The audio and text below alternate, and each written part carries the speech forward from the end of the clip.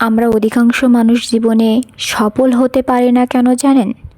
কারণ আমরা সঠিক সময়ে সিদ্ধান্ত নিতে পারি না। জীবনে সফল হতে গেলে সঠিক সময়ে সিদ্ধান্ত নেওয়া একটি গুরুত্বপূর্ণ অধ্যায়। চলুন সেটা আমরা একটা গল্পের মাধ্যমে জানি। এক ভদ্রলোক একটি পাত্রে পানি নিয়ে তার ভিতরে একটি ব্যাঙ রেখে পানিটি গরম করতে শুরু করলো। ওই ভদ্রলোক পানির তাপমাত্রা যতটা দিয়েছে, ব্যাঙ তার শরীরের তাপমাত্রা ঠিক ততটা বৃদ্ধি করে তাপমাত্রা সহনীয় পর্যায়ে রাখলো। কিন্তু এক পর্যায়ে ওই ভদ্রলোক কী করলেন?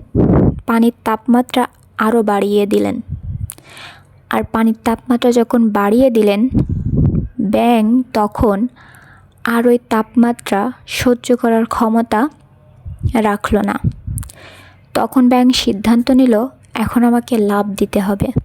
কিন্তু যখন সে সিদ্ধান্ত নিল, তখন তার লাফ দেওয়ার মতো ক্ষমতা, শক্তি তার দেহে আর নেই।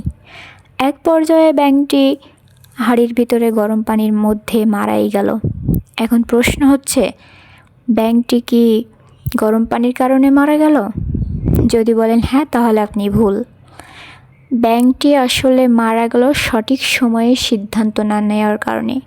প্রথম পর্যায়ে যখন সে তার শরীরের তাপমাত্রা বৃদ্ধি করে তাপমাত্রা সহনীয় পর্যায়ে রেখেছিল, তখনই তার উচিত ছিল ওই গরম পানি থেকে লাফ দেওয়া। তাহলে হয়তো ব্যাঙটি বেঁচে যেত। ঠিক ওই ব্যাঙের মতোই আমরা আমাদের জীবনে এরকম ভুল করে থাকি।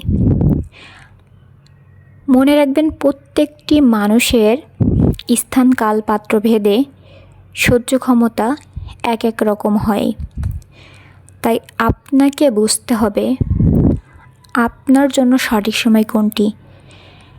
কারণ আপনি যদি জীবনে সঠিক সময়টি সঠিকভাবে নির্বাচন না করতে পারেন, তাহলে জীবনে কখনোই এগোতে পারবেন না, কখনোই না। তাই আপনি কতটা পরিশ্রম করবেন, কতটা চেষ্টা করবেন, তার আগে সবথেকে গুরুত্বপূর্ণ বিষয় হলো সঠিক সময়টি নির্বাচন করা, সঠিক বিষয়টি নির্বাচন করা।